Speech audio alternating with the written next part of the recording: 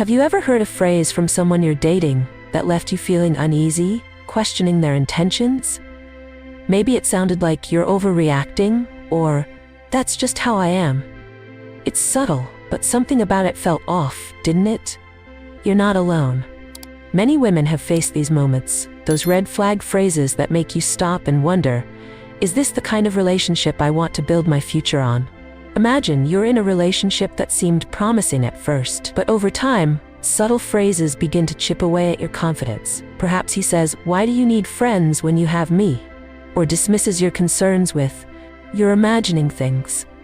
These words may not seem like much at first, but deep down, they carry the weight of control and manipulation. You start to feel isolated, doubting yourself, and wondering if this relationship is as healthy as it seemed. In this video, we'll uncover the hidden meanings behind these toxic phrases and how to recognize them before they cause lasting harm. More importantly, we'll explore how timeless Stoic principles can empower you to reclaim your strength, set boundaries, and attract the love you truly deserve. If you know someone who might benefit from this, share this video with them. It could be the game changer they need. And tell me, have you ever heard a phrase that made you question a relationship? Share it in the comments below. Stay tuned. What you'll learn today could change how you approach love forever. 1. Fixed mindset phrases. When someone says, "That's just how I am," it's not just a casual remark. It's a window into their mindset, a declaration that they see no need to grow or improve. It's as if they're telling you that whatever flaws or shortcomings they bring into the relationship are yours to endure, without compromise. At its core, this phrase is a refusal to embrace change or self-awareness, which are both essential for a healthy, thriving partnership. Imagine this scenario. You've been dating someone for a few months. You've noticed a pattern. He's consistently late for plans, leaving you waiting and frustrated. After another instance of him arriving 20 minutes late for dinner, you decide to bring it up. Instead of apologizing or acknowledging how his behavior affects you, he says, "I've always been like this. I'm just bad with time." While it seems harmless at first, the deeper implication is unsettling. He's effectively telling you that he has no intention of trying to improve, even if it's for the benefit of the relationship. Over time, this lack of accountability creates an imbalance where you're expected to adjust to his shortcomings without any effort on his part. Now consider another situation. You're discussing a project he started, but abandoned halfway through. Hoping to encourage him to stick with it, you say, "You're so talented, I really think you can see this through." His response, "I lose interest when things get hard. That's just who I am." This isn't just about the project. It's a reflection of how he may approach challenges in other areas of life, including your relationship. When conflicts arise or the excitement of the honeymoon phase fades, will he stick around and put in the effort? Or will he give up, just as he did with the project? A third example might hit even closer to home. Imagine dining out with him, and he's rude to the waiter, speaking harshly and showing little respect. Later, when you gently bring up how it made you feel, he brushes it off with, "I'm blunt. That's how I've always been. You'll just have to accept it." These words carry a dangerous undertone. Not only is he dismissing your feelings, but he's also placing the burden of tolerance entirely on you. His unwillingness to reflect on how his actions impact others signals a lack of emotional maturity and respect. At the heart of these phrases lies a fixed mindset, a belief that one's traits and behaviors are unchangeable. This mindset erodes the potential for growth and connection in a relationship. A partner with a fixed mindset often sees efforts to improve as unnecessary, leaving you to navigate the relationship's challenges alone. But Stoic philosophy reminds us of a powerful truth. Change and growth are not only possible but vital for living a fulfilling life. Marcus Aurelius said, "You have power over your mind, not outside events. Realize this and you will find strength." This wisdom highlights that while you cannot force someone else to grow, you can take control of your response and make choices that honor your well-being. So how do you address a partner's fixed mindset? Let's revisit the example of lateness. Instead of reacting with frustration, approach the issue with calm clarity. "I understand that time management can be hard, but when you're late, it makes me feel like my time isn't valued. I'd really appreciate it if we could work on this together. This approach invites collaboration and signals that the relationship requires effort from both sides. However, if his response remains dismissive, "That's just who I am," it's important to evaluate whether this pattern aligns with your values and long-term vision for a partnership. If he consistently shuts down discussions about personal growth or change, consider setting boundaries. For instance, if his lateness persists despite multiple conversations, decide how much you're willing to tolerate. It might mean declining plans with him or reevaluating the relationship altogether. A healthy partnership thrives on mutual effort and respect, not one-sided compromise. Picture another scenario where he interrupts you during conversations, making you feel unheard. When you express how it affects you, he says, "I've always been like this. I can't help it." These words dismiss the possibility of improvement, leaving you stuck in a dynamic where your needs are secondary. In moments like this, it's crucial to assert your boundaries while respecting your own growth. You could respond by saying, "I value open communication, and it's important for me to feel heard in this relationship. I hope we can work on this together." The Stoics teach us to focus on what we can control: our actions, our emotions, and our choices. As Epictetus wisely observed, it's not what happens to you, but how you react to it that matters. If your partner refuses to grow, it doesn't mean you failed. It means you've identified a misalignment that cannot be ignored. Walking away from such a relationship isn't giving up. It's protecting your peace and making space for a partner who shares your commitment to growth. Have you ever faced a moment where someone's words made you question their willingness to grow? How did it affect your relationship, and what steps did you take? Share your story in the comments below. It might inspire someone else to take the courageous step toward a healthier, more fulfilling connection. Remember, you deserve a relationship where both partners strive to be their best selves. 2. Gaslighting phrases. When a man tells you you're imagining things or insists that never happened, it's not just a dismissal. It's a calculated act of manipulation. These phrases make you question your reality, eroding your confidence and trust in yourself. Over time, they can make you feel like you're the problem, even when your instincts are telling you otherwise. Gaslighting is more than just a harmful habit. It's an insidious form of emotional abuse that thrives on confusion and doubt. Imagine this: you find a flirtatious text message on his phone, something that crosses a boundary in your relationship. When you confront him, he doesn't address your feelings or the evidence. Instead, he says, "You're imagining things. I'm just being friendly." His words invalidate your emotions and suggest that your concerns are irrational. Suddenly, the focus shifts from his behavior to your perceived overreaction. This is the essence of gaslighting, making you doubt your own judgment, even when it's crystal clear. Another moment may unfold when you remind him of a promise he made, something significant to you, like attending an important event. He responds, "I never said that. You must be remembering it wrong." These words strike at your sense of reality, leaving you questioning whether you really did misunderstand. His denial shifts the blame onto you, turning a simple conversation into a spiral of doubt and frustration. And then there's the all-too-common phrase, "You're overreacting." Maybe you expressed concern about him staying out late without a call or text. Instead of addressing your feelings, he brushes them aside, telling you that your worry is unwarranted. This tactic diminishes your emotions and frames you as unreasonable, discouraging you from voicing your needs in the future. Gaslighting thrives in the shadows of self-doubt. It's designed to make you question your instincts and memories, keeping you in a state of confusion. However, Stoic philosophy offers a guiding light in such situations.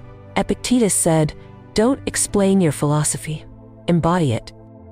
In love, this means standing firm in your values and trusting your inner compass, even when someone tries to steer you off course. So how do you handle these situations with grace and wisdom? Let's revisit the scenario of the flirtatious text. Instead of engaging in a debate over what's imaginary, shift the focus back to the core issue, your feelings. Say, "I'm not comfortable with the way this message comes across. It's important for me to feel respected in our relationship." By framing your concern as a non-negotiable value, you maintain your dignity and set clear boundaries. If he denies a past promise, resist the urge to prove him wrong. Instead, remain calm and confident in your memory. You could respond with, "I remember this differently, and it matters to me. Let's work on better communication moving forward." This approach avoids escalating the conflict while reaffirming your need for mutual accountability. And when he dismisses your worries as overreactions, let him know how his words affect you. You might say, "When you tell me I'm overreacting, it makes me feel unheard. My feelings are valid, and I'd appreciate it if we could talk about what's bothering me." This response prioritizes your emotional well-being and encourages constructive dialogue. Picture this. You've noticed a pattern of subtle dismissals in your relationship. One evening, he comes home late without explanation. When you express your worry, he says, "You're always so sensitive. I just lost track of time." In this moment, your instincts kick in. You realize this isn't about one evening or one comment. It's about a repeated disregard for your emotions. Instead of shrinking into self-doubt, you choose to stand tall. You calmly reply, "I'm sharing how I feel because I value this relationship and want it to grow stronger. Ignoring my concerns doesn't help us move forward." Your words reflect the Stoic principle of focusing on what you can control, your response, and your values, while letting go of his attempts to deflect responsibility. Marcus Aurelius reminds us, "You have power over your mind, not outside events. Realize this, and you will find strength." In the context of gaslighting, this means trusting your perceptions and refusing to let someone else dictate your reality. Walking away from such behavior isn't weakness. It's reclaiming your peace and self-respect. Gaslighting can leave you feeling trapped in a cycle of doubt, but you have the strength to break free. Keep a record of incidents that make you question yourself, whether it's a journal, a text thread, or conversations with trusted friends. These anchors to reality will remind you of the truth when confusion sets in. And if the behavior persists, remember that your well-being comes first. Creating distance or leaving entirely is not a failure. It's a triumph of self-preservation. Have you ever found yourself questioning your own reality because of someone else's words? What did you do to reclaim your clarity? Share your experience in the comments below. Your story might just be the light someone else needs to find their way out. 3. Isolation and control. The moment he says, "I don't want you hanging out with that group of friends anymore," it's not a statement of concern, it's a red flag. These words often mask an attempt to isolate you, making you increasingly dependent on him while severing your ties to others who could provide support. Over time, this control suffocates your independence and leaves you feeling trapped in a relationship where you're disconnected from the outside world. You might hear him say, "I don't think those friends of yours are good for you. They're always distracting you with pointless activities." At first glance, it may seem like he's looking out for you, but take a closer look at his intentions. This isn't about your well-being. It's about creating a wedge between you and your social circle. Gradually, you start declining invitations, thinking it's easier to avoid conflict. What's left is a smaller world, one where his voice becomes the loudest and your sense of freedom fades. It could also sound like, "You only need me. Why waste your time with anyone else?" This phrase might feel romantic in the moment, as if he values your time together above all else. But as it repeats, you notice how often you're discouraged from seeing friends, calling family, or pursuing activities outside the relationship. Slowly, your world shrinks further, and his influence grows unchecked. A healthy relationship enriches your life, but this behavior drains it of diversity and connection. Another scenario might involve targeted comments about someone you care about. "That friend of yours, I just don't trust him. You should really cut back on spending time with him." These remarks sow seeds of doubt, making you question your relationships with others. When left unchallenged, they can erode your trust in your network, leaving you isolated and more vulnerable to his control. The thread running through these phrases is an attempt to centralize power. Stoicism teaches us to recognize what is within our control and what is not. Seneca wrote, "Associate with those who will make a better man of you." This wisdom reminds us that relationships should be expansive, encouraging us to grow and not constraining us to one narrow perspective. A partner who seeks to limit your connections with others is not fostering your growth, they're hindering it. If you hear these words, respond with calm determination. To "I don't want you hanging out with them," reply with, "I value my friendships because they're an important part of who I am. While I respect your opinion, I need you to trust my judgment about the people I keep close." This reinforces your autonomy while making it clear that control is not welcome in the relationship.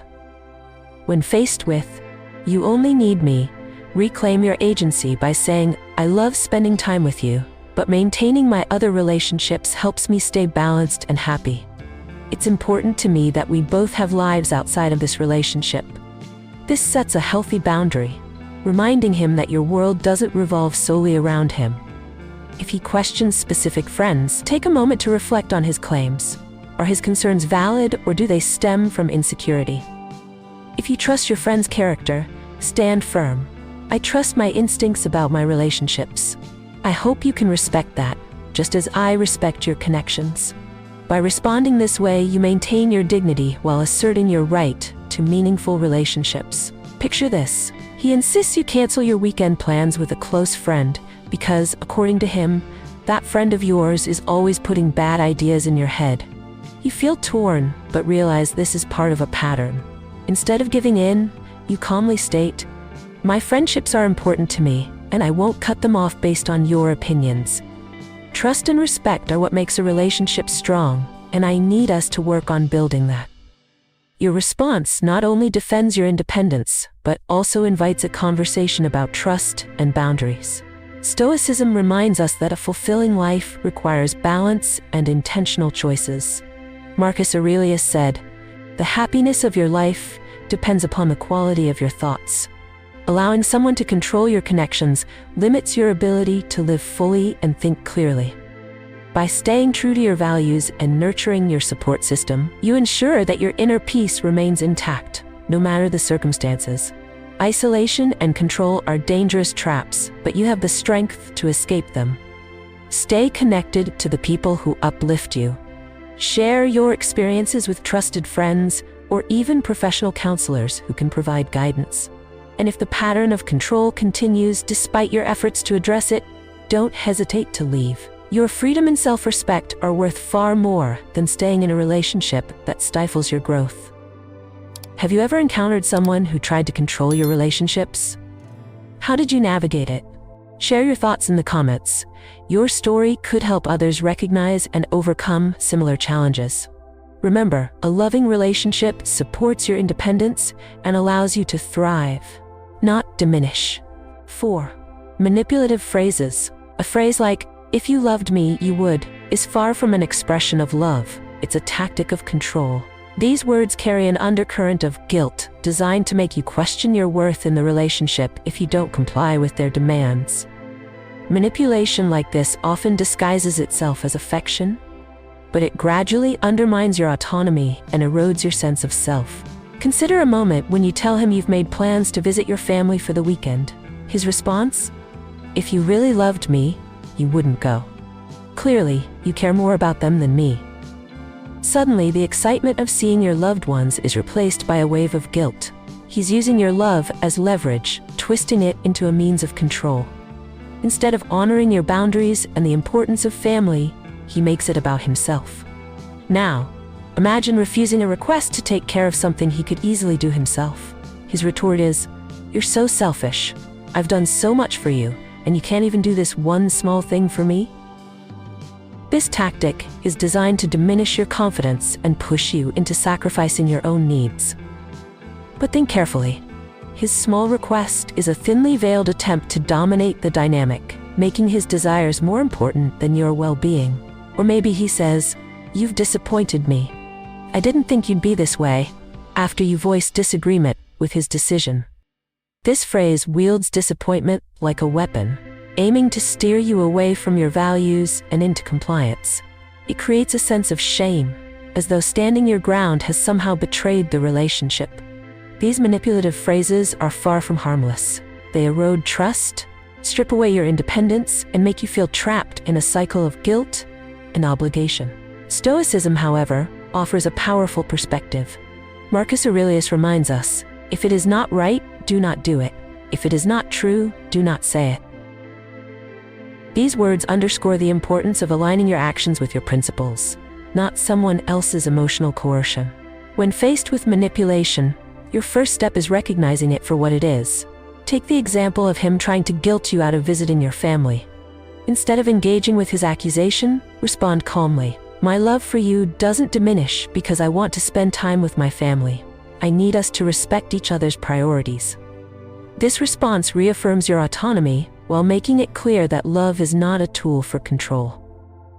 In the second scenario, when he calls you selfish, stand firm without escalating the conflict.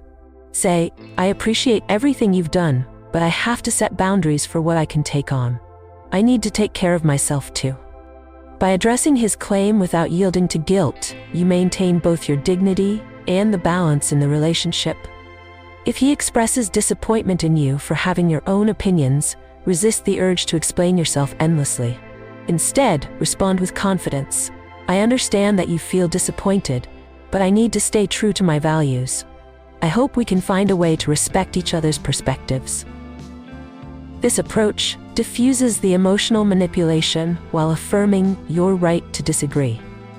Picture this. You've been working long hours and are excited about a weekend retreat you've planned for self-care. When you share your plans with him, he says, "Wow, I guess I don't matter enough for you to stay. You must care more about your hobbies than me." His words sting, but instead of giving in, you take a deep breath and reply, "Taking care of myself doesn't mean I care about you any less. I want to be the best version of myself for both of us, and this retreat is part of that." Stoic wisdom teaches us to draw strength from within and not be swayed by external pressures. Epictetus said, "No man is free who is not master of himself." In moments of manipulation, remember that you are the master of your emotions and decisions.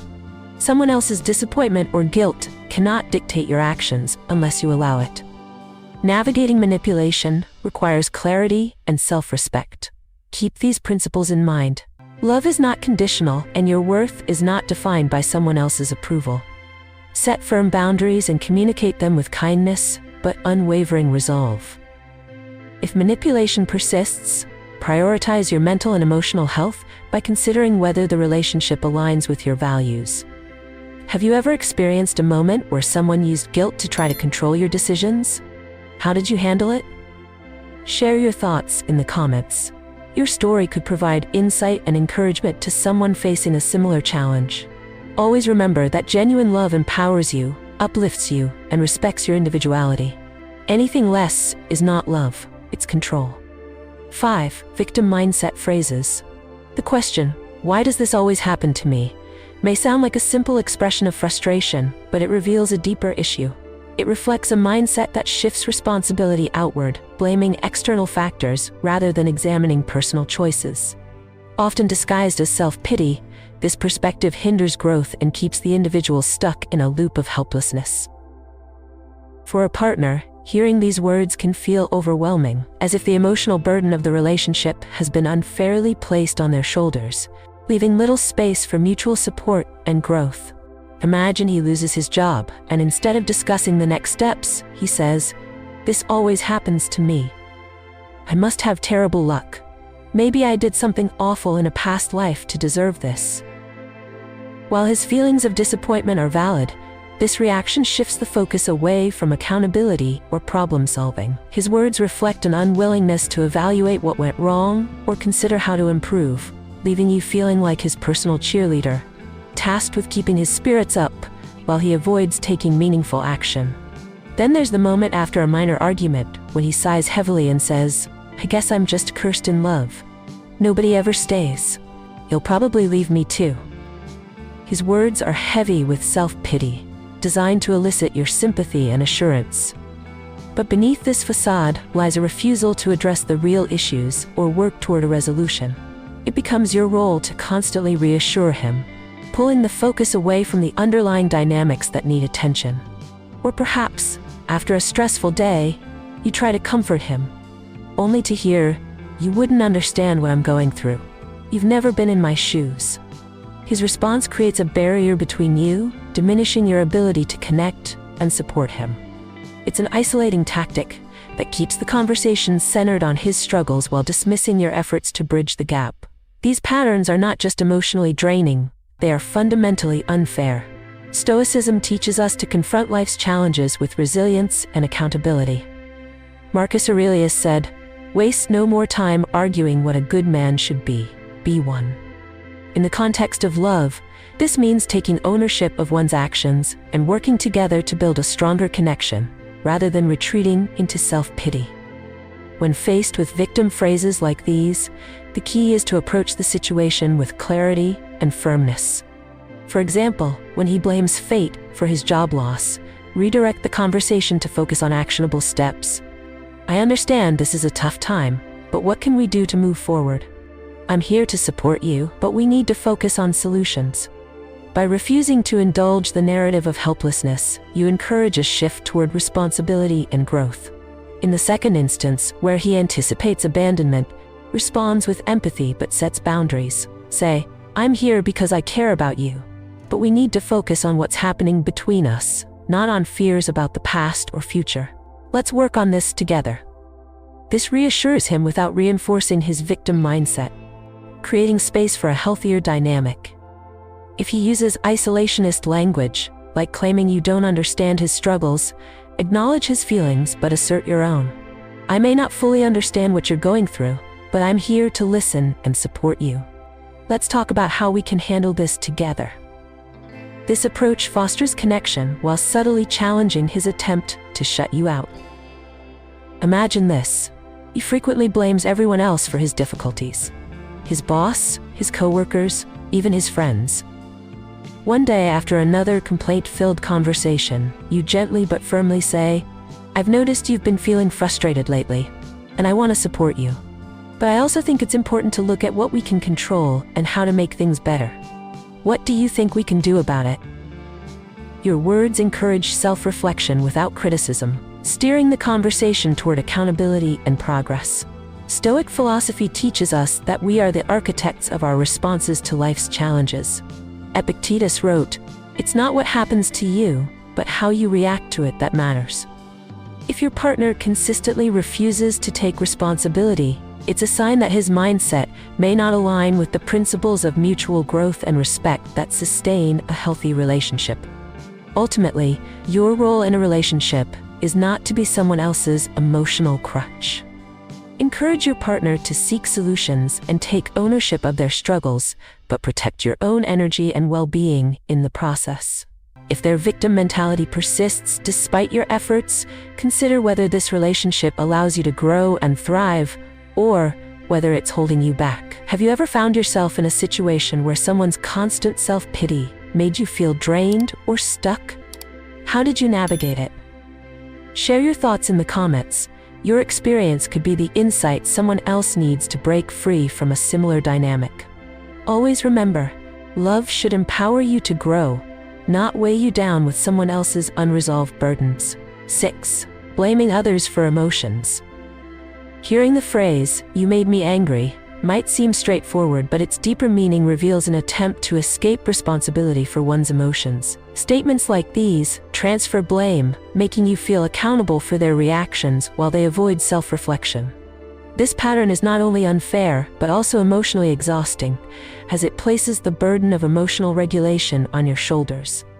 Imagine a simple scenario. You accidentally spill a glass of water during dinner. Instead of brushing it off, he raises his voice, saying, "You made me so angry, you're always so clumsy."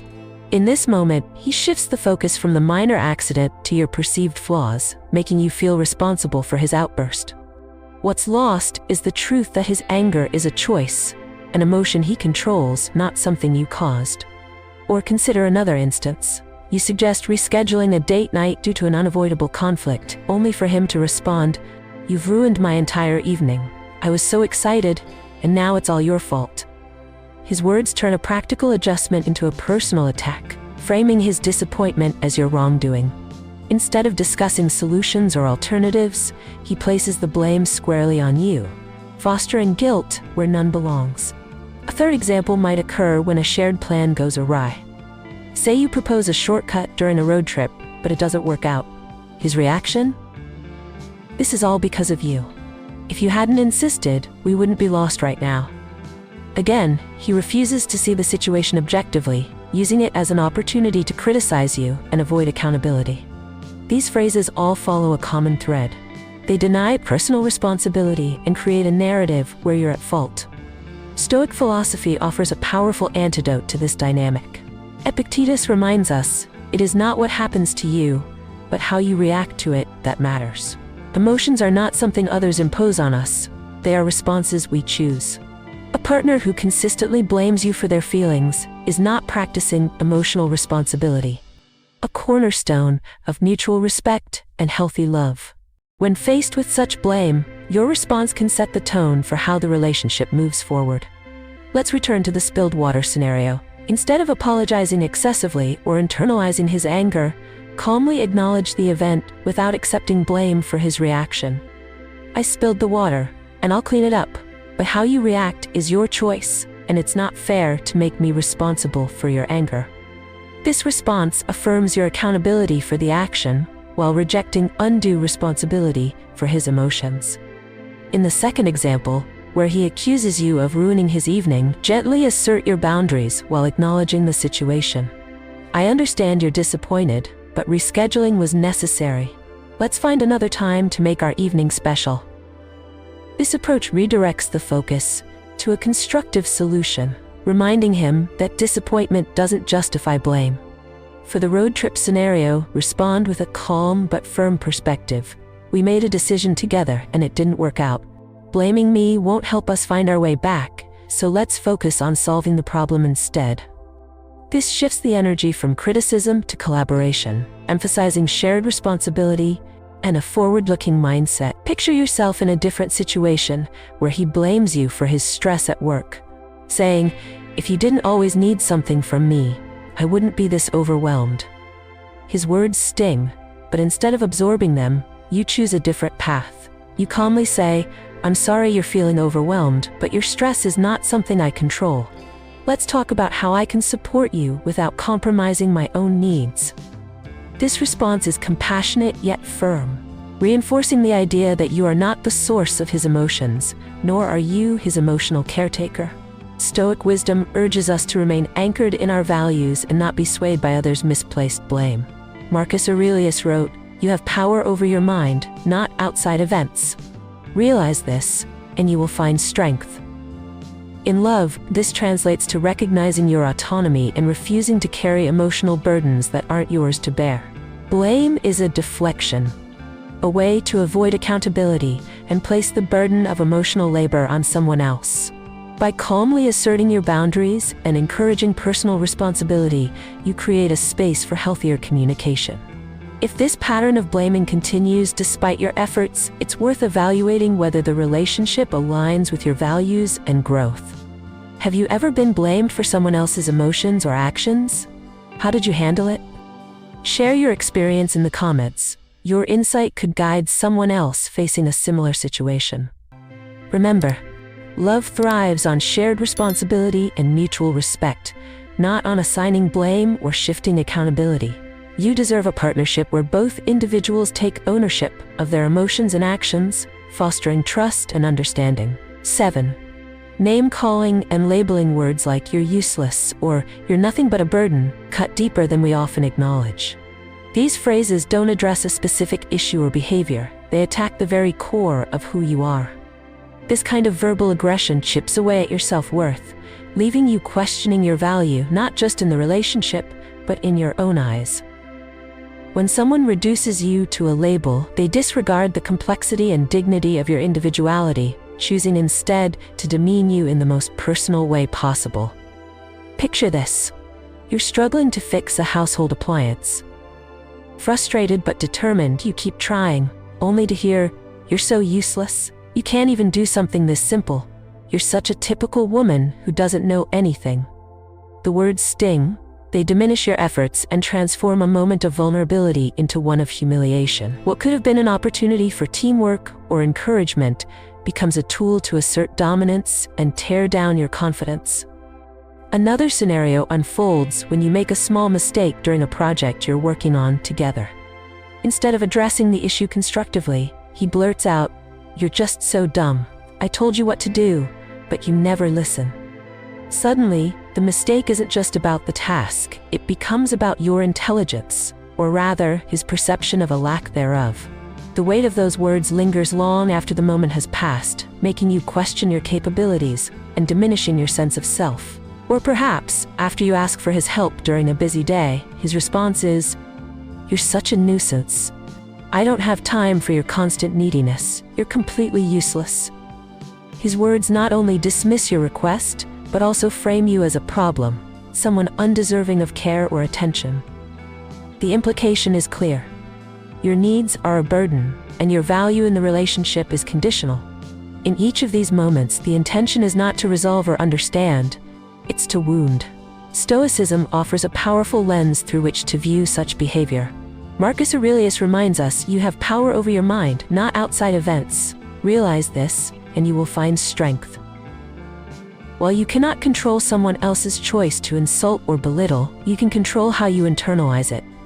These moments are not reflections of your worth, but of their inability to communicate with respect and compassion. When faced with name-calling or labeling, the first step is to draw a firm boundary. Returning to the example of being called useless during an appliance repair, respond with calm yet decisive words, "I don't accept being spoken to like that." If you're upset, we can talk about the issue without resorting to insults. This approach establishes a line of respect while refusing to engage in a destructive exchange. In the second instance, where your intelligence is attacked, assert your self-worth without escalating the situation. "I made a mistake. But that doesn't give you the right to insult me. I expect us to address problems constructively, not with hurtful words." By standing your ground, you reclaim the dignity that his comment attempted to strip away. As for the third example, when he calls you a nuisance, prioritize your emotional well-being. "It's okay if you're busy, but dismissing me as a burden isn't fair or respectful. If this is how you feel, we need to reconsider how we approach each other's needs." These words not only defend your right to respect, but also challenge him to reflect on his behavior. Imagine yourself in a slightly different situation. You've spent the day preparing a special dinner, but one dish doesn't turn out as planned. Instead of appreciating your effort, he says, "You're such a failure in the kitchen. Why do you even bother?" His words are cruel, but you choose to respond with strength. "I made this dinner because I care about us, not to be criticized. If you can't appreciate that, then I'll enjoy it on my own."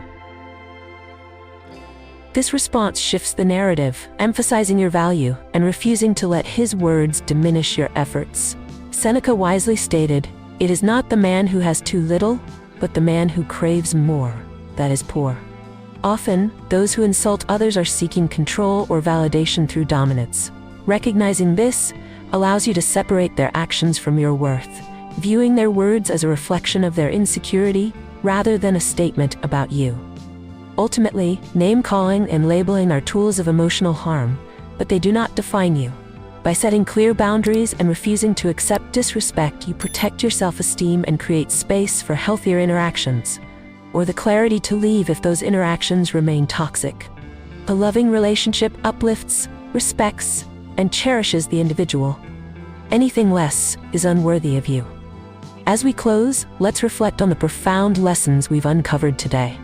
The phrases and behaviors we've discussed, whether rooted in manipulation, a fixed mindset, or emotional irresponsibility, serve as warning signs in relationships. These aren't mere words, they reveal deeper truths about the dynamics we allow into our lives. Recognizing them is the first step up to reclaiming your strength, self-worth, and peace of mind.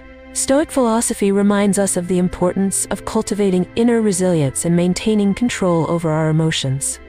Marcus Aurelius said, "You have power over your mind, not outside events." Realize this, and you will find strength.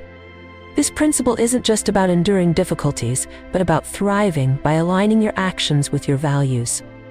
In relationships, this means setting clear boundaries, embracing self-respect, and refusing to let others dictate your worth. Practice these lessons daily. When faced with hurtful words or manipulative tactics, pause and remind yourself of your inherent value. Reflect on the wisdom of Stoicism and the power it gives you to remain grounded, even in challenging situations. Growth comes not from reacting impulsively, but from responding with clarity and purpose. Your journey to cultivating healthier, more fulfilling relationships begins with awareness and action. Let today's insights be your guide to building connections that uplift and empower you. And remember, you are not alone. If you've experienced similar challenges or have found ways to rise above them, I encourage you to share your story in the comments. Your experience may inspire someone else to find the courage to reclaim their happiness. Thank you for joining me on this journey of self-discovery and empowerment. Let's commit to living intentionally, embracing a love that reflects respect, and always striving for emotional balance and clarity. You deserve nothing less.